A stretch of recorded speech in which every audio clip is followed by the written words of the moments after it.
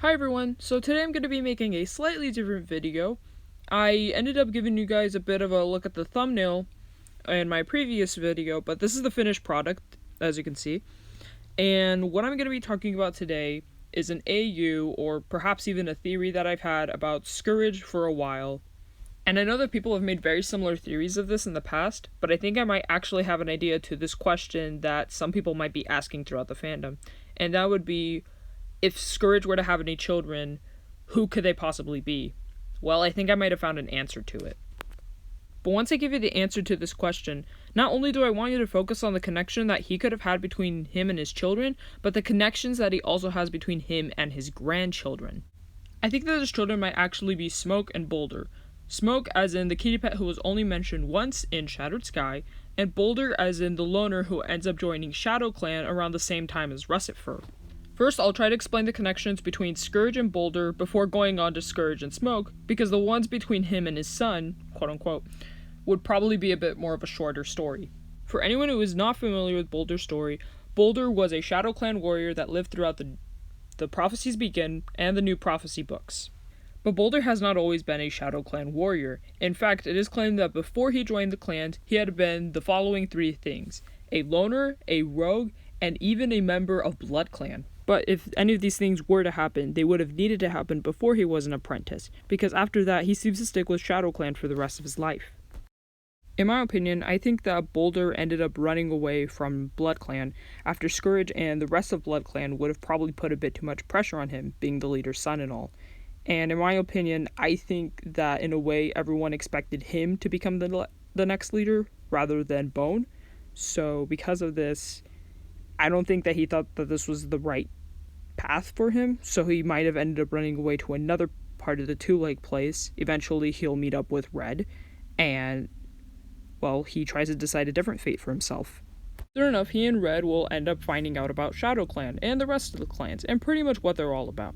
And in the end, it will end up intriguing them more than their previous lives, and from there, it'll go on with the rest of the story. The only other detail that I might need to review with you guys is the fact that Boulder and Scourge did meet up for one last time in the book The Rise of Scourge that would have probably taken place somewhat around the Darkest Hour. In this scene, Tigerstar is trying to make a proposal to Scourge about facing the clans together and trying to bring them down for themselves, but Boulder and Scourge also seem to have a little bit of a conversation themselves. I'm not sure how many of you guys noticed this, but when Boulder and Scourge seem to be talking to each other, their conversation never seemed to be hostile, but Scourge was a little cold to him, and Boulder himself seemed to be a little anxious. In a way, it seemed as if Scourge was still upset over the incident after his only son ran away, and Boulder himself may have just not been ready to see his father after that entire incident happened. Luckily, their talk about clan life seems to be very short, and the proposal continues on to focusing on Tigerstar and Scourge, and then the plot continues from there. Okay, now it's time to talk about Smoke, and I'm going to admit it might be a little bit difficult to convince you guys about her, because she's only made one appearance in all the books, and even then, she was only mentioned, so she never really had much of a personality, and she was described very little, so this might be a little bit more difficult, but believe me, I have my evidence. So do you guys remember when I told you not to focus on the connection between Scourge and his children, but rather Scourge and his grandchildren? Well, this is when that part comes in. So, believe it or not, Scourge and Darktail actually have a lot more in common than most people would think. Both Scourge and Darktail end up going by a black and white color scheme with blue eyes, and while there have been other characters who have gone through similar looks, Scourge and Darktail don't necessarily have the most realistic coats. So while Warriors doesn't necessarily care about strict genetics, they have done a decent job in terms of keeping related characters looking semi-similar in terms of color schemes. So maybe that might be a hint? Besides physical similarities, Scourge and Darktail also had very similar tactics as to how to take over the clans. First of all, both cats ended up creating their own groups that in a way were similar to the clans.